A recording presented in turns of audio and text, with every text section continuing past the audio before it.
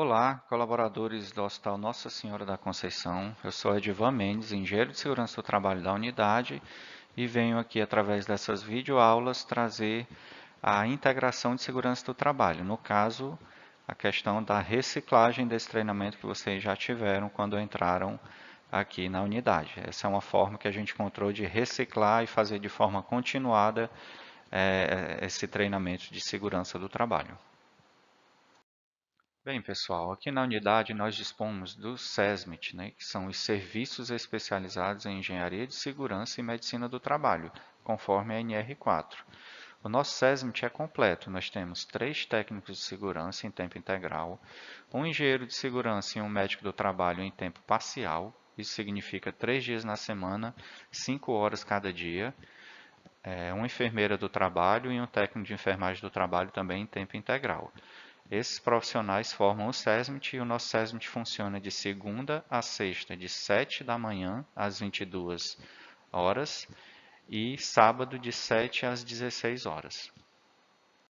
Vamos falar agora rapidamente sobre a nossa política de adorno. Na verdade, só relembrar algumas regras básicas que todo mundo já conhece e já vê no dia a dia. Bem, pessoal, a política de adornos do Nossa Senhora tem um embasamento legal, né, que está lá em R32, que existe desde 2005, que uma das ações preventivas da NR32 é a proibição do uso de adorno a todos os colaboradores, né, inclusive setores administrativos, similares e de apoio.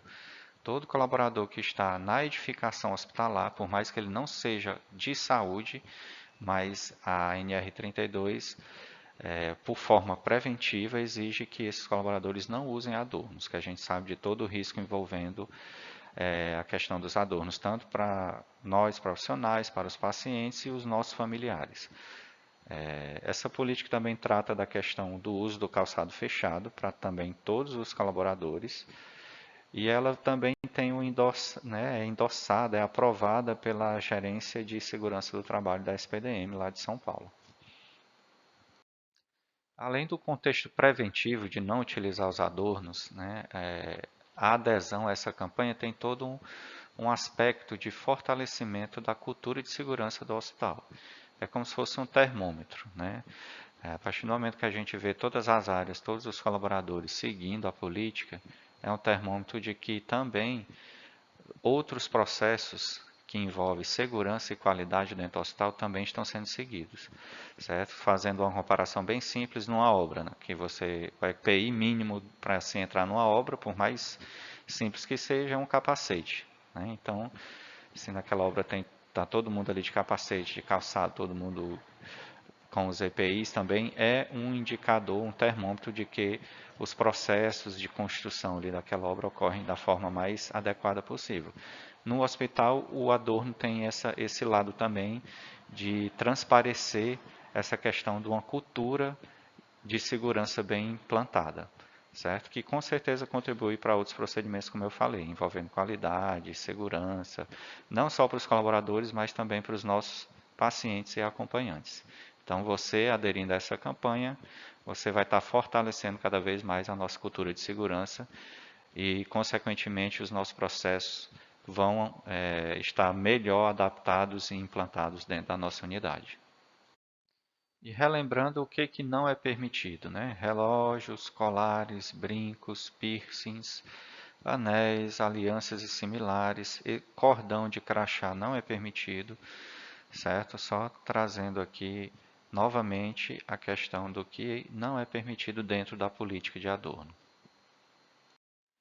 E o que é permitido dentro da política de adorno de Nossa Senhora? Né? O crachá precisa ser utilizado com aquele acessório retrátil que substitui o cordão que a gente falou anteriormente, que não pode ser utilizado, certo?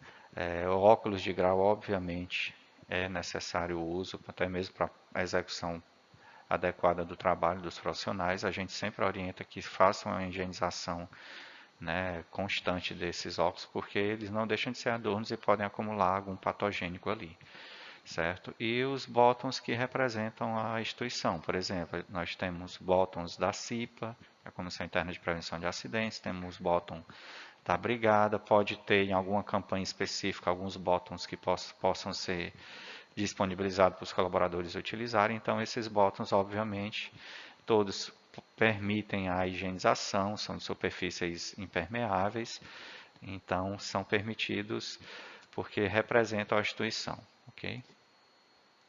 Ainda falando da política, né, de adornos, ela também fala da questão do tipo de sapato que é permitido e o que não é permitido, certo?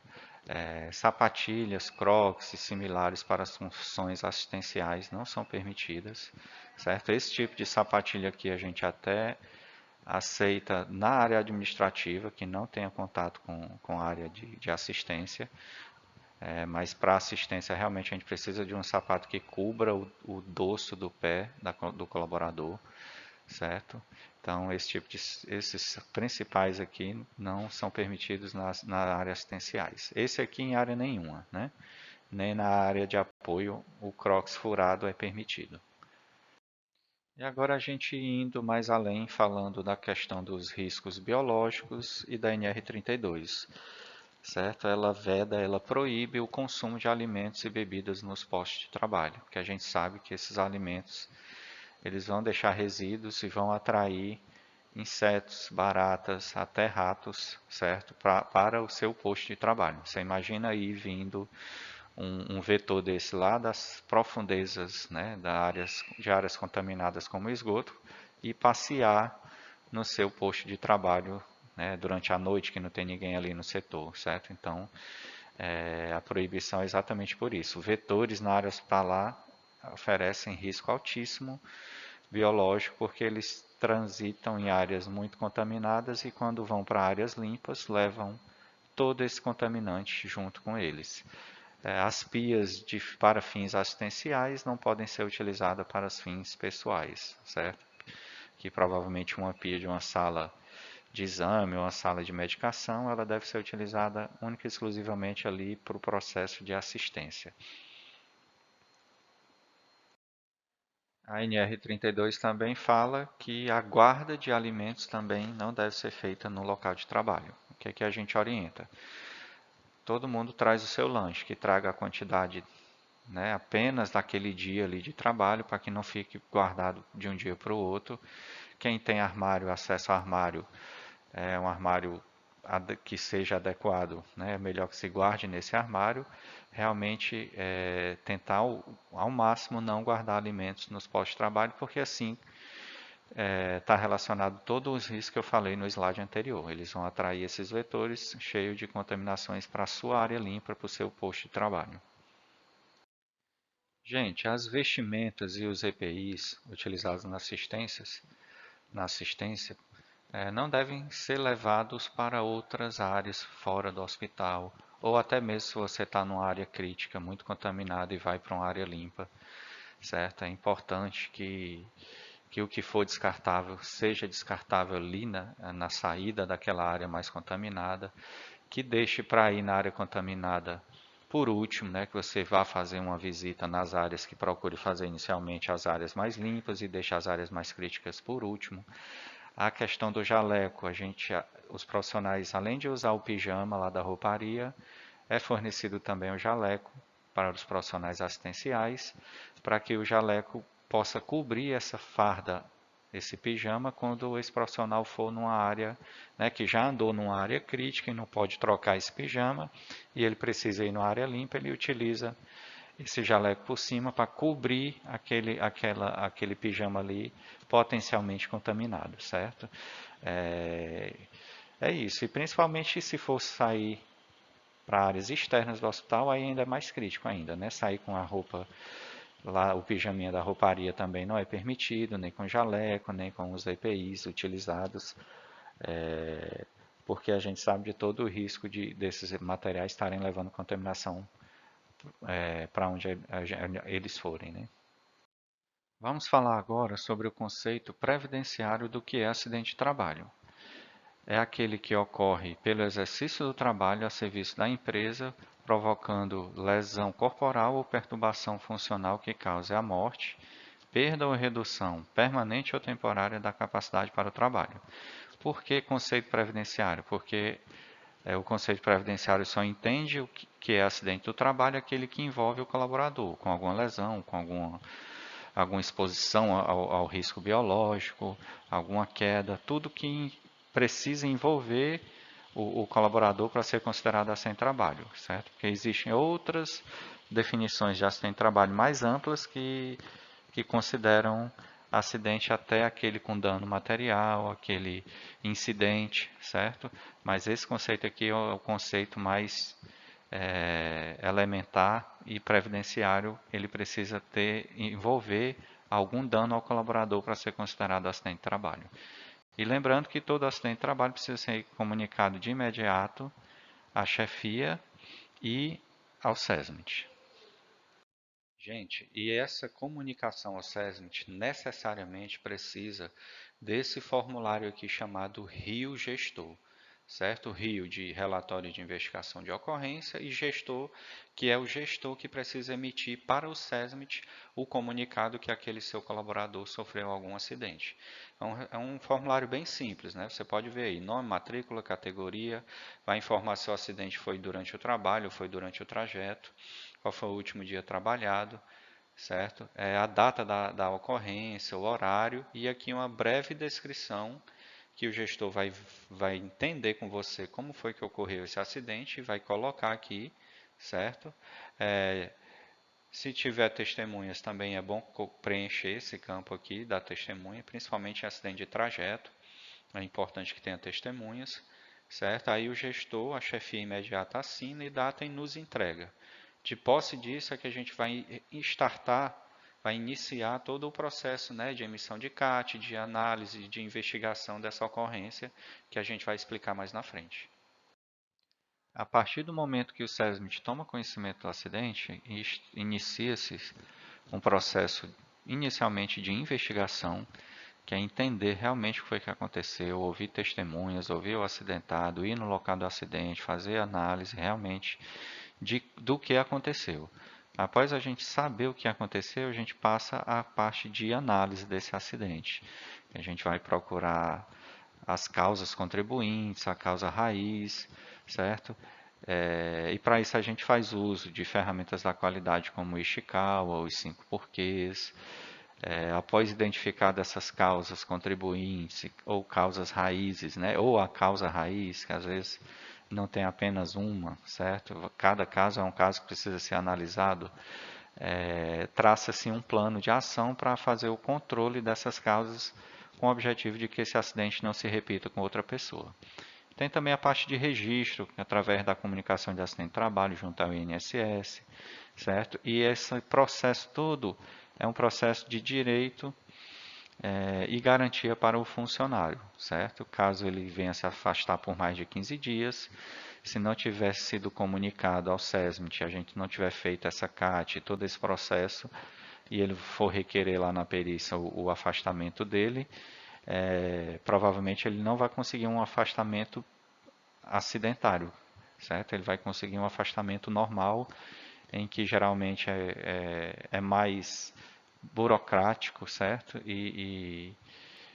Enfim, a parte de comunicar, o fato de comunicar o acidente para o colaborador traz direitos e garantias para ele mesmo e para a empresa ajuda a reconhecer as falhas, traçar as ações para corrigir essas falhas e também resguarda a empresa na questão de dar o tratamento adequado a esses acidentes de trabalho. Bem, pessoal, eu trago aqui nesse slide o perfil dos acidentes de trabalho aqui do Nossa Senhora, de 2020 até então, certo? A gente tem aí as principais causas, vamos dizer assim, né? Os principais agentes causadores aí dos nossos acidentes. Obviamente, por ser hospitalar, nós temos aí 83%, pegando esses aqui, essas duas primeiras colunas, que são relacionados ao risco biológico, certo? A primeira aqui é maior que 60%, é em relação à exposição ao material biológico envolvendo um pérfuro cortante, uma agulha, um bisturi, enfim, algum pérfuro cortante ali já contaminado que venha a perfurar o profissional de saúde, certo? 60% dos acidentes. Em segundo, com 23%, vem o biológico sem o pérfuro, principalmente pelo não uso do óculos de proteção. Por isso que a gente enfatiza muito a questão do uso do óculos de proteção, certo? Todo e qualquer atendimento ao paciente, que a gente não sabe a hora que pode ter um risco do paciente tossir ou expelir alguma secreção ali no seu rosto, certo? Por isso que a gente sempre orienta o uso contínuo desse óculos durante o processo de assistência. Em terceiro, vem as quedas da própria altura, muito associado à questão de piso escorregadio, certo? Sapatos não aderentes, às vezes o pessoal usa um sapato que não tem uma aderência ao piso e ele facilmente vem a escorregar, certo? E 8% são pulverizados com várias outras causas, mas chama um pouco aqui a atenção a questão do mobiliário, que a gente teve alguns acidentes envolvendo mobiliário, certo? Com alguns colaboradores, em menor percentual, mas é importante a gente falar também para a gente estar sempre atento a como está o nosso mobiliário, abrir os chamados para manutenção, para correção deles. Certo? Isso aqui é uma informação importantíssima. Se todo mundo tiver essa informação na ponta da língua e saber desse perfil, a gente vai com certeza contribuir para a prevenção desses acidentes, porque a gente vai conhecer onde é que mais ocorre. E aqui nós pegamos apenas os biológicos com pérfuro, que representam 60% do total, e estratificamos por tipo de serviço, certo? Olha o que é interessante. 31%, né, desses acidentes com pérfuro, que representam 60% do total, eles envolvem a inserção do AVP, do acesso venoso periférico, certo? E a retirada, 11%. Então, processos envolvendo o AVP, de um modo geral, ou sendo inserção ou retirada, somam aí 42%, né? Quase metade desses acidentes envolvendo o pérfuro cortante. 19% desses acidentes são no descarte, né? Por isso que a gente sempre orienta o coletor, chegou na linha pontilhada, fazer, né, o correto fechamento ali pela equipe de enfermagem, e solicitar o recolhimento pela equipe de higienização, repor aquele novo coletor ali, nunca deixar ele cheio, porque essa é uma das causas que contribuem aqui para esses 19%, a questão, no momento do descarte, a pessoa se perfurar, certo? 11% são na administração de medicamentos, 8% no processo de coleta de gasometria, né, coleta do laboratório, e também 8% na coleta de sangue. Então, o laboratório, a parte de coleta, somam aí 16% desses tipos de acidente com pérfuro, seja coleta de gasometria, seja coleta de sangue normal. Processo de glicemia, de aplicação de glicemia aos pacientes, de verificação de glicemia, perdão, nos pacientes, e o processo cirúrgico com 6%. Certo? Aqui a gente pegou aquela primeira característica que é a maior, que é o pérfuro, e estratificamos por serviço para a gente ainda aumentar essa lupa nessas causas de acidente. E, como eu falei, essa informação, quanto mais pessoas souberem, mais precaução elas vão ter. Vou fazer um AVP, vou retirar um AVP, então a maior parte dos acidentes com pérfuro ocorre nesse processo, eu vou seguir o protocolo, eu vou fazer da forma correta, eu vou trabalhar com atenção para que eu não entre nessa estatística, certo? Só um exemplo aí que é uma informação muito crucial aí na prevenção de acidentes. Bem, pessoal, a gente já conhece o conceito do acidente típico, né? Acidente de trabalho típico, que foi anteriormente falado. Agora a gente vai entender o que é um acidente de trajeto, certo? É o acidente sofrido no percurso da residência para o local de trabalho ou deste para aquela, qualquer que seja o meio de locomoção, inclusive o veículo de propriedade do trabalhador, certo? O colaborador está assegurado pelo INSS desde a saída da sua casa para o trabalho e o retorno do trabalho para a sua casa, certo? Existem umas regrinhas aí que precisa estar enquadrado, né? Precisa ser um trajeto do seu cotidiano, né? Se você, em vez de sair do trabalho e em vez de ir para a sua casa, você vai para uma faculdade, certo? E se você faz isso diariamente, então ele também está contemplado dentro da definição de acidente de trajeto caso ocorra algum acidente de trânsito, algum assalto em que você seja lesionado de alguma forma. Você ainda continua assegurado pelo INSS e a gente precisa saber dessa ocorrência, o seu gestor também. O seu gestor precisa preencher o formulário do Rio Gestor nos comunicando dessa ocorrência. E como é externa, a gente precisa do boletim de ocorrência, certo? Para formalizar o processo de acidente de trajeto. Ok? Então, obedecendo a esse cotidiano do que você faz diariamente, também o tempo que você leva para chegar, certo? E o percurso que você faz diariamente, fica enquadrado esse acidente como um acidente de trabalho, né? O acidente de trajeto tem o mesmo valor, vamos dizer assim, do acidente de trabalho que a gente falou anteriormente. Precisa ser feita toda a parte de registro, comunicação de acidente, para que haja essa formalização e registro dessa ocorrência. Vamos conhecer agora mais uma das ferramentas de prevenção de acidentes existentes aqui no nosso hospital, que é a Comissão Interna de Prevenção de Acidentes, a CIPA, né, regulamentada pela norma regulamentadora 5 do Ministério do Trabalho e Emprego. Ela é uma comissão bipartite. Por que bipartite? Porque ela é formada por representantes dos empregados, esses necessariamente eleitos pelos empregados, pelos funcionários, e também representantes do empregador, que são indicados pela direção da empresa. Certo? Qual é o papel da CIPA? É ser um multiplicador de segurança, abordando outros funcionários, se necessário, certo?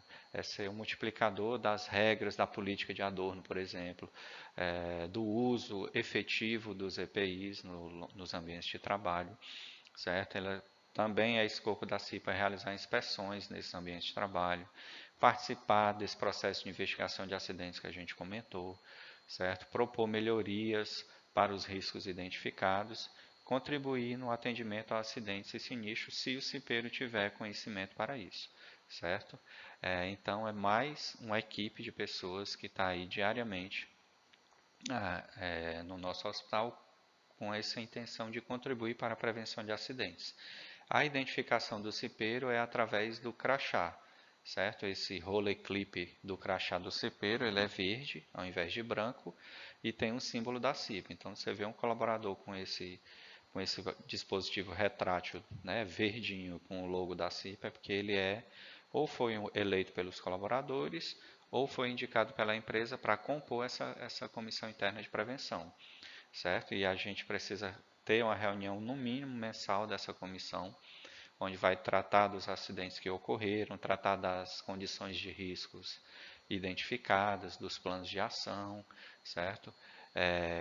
A CIPA também é responsável, em conjunto com o SESMIT, de promover anualmente a CIPAT, que é a Semana Interna de Prevenção de Acidentes, certo? Então, é uma maneira de estender aí a parte preventiva, além dos profissionais do SESMIT.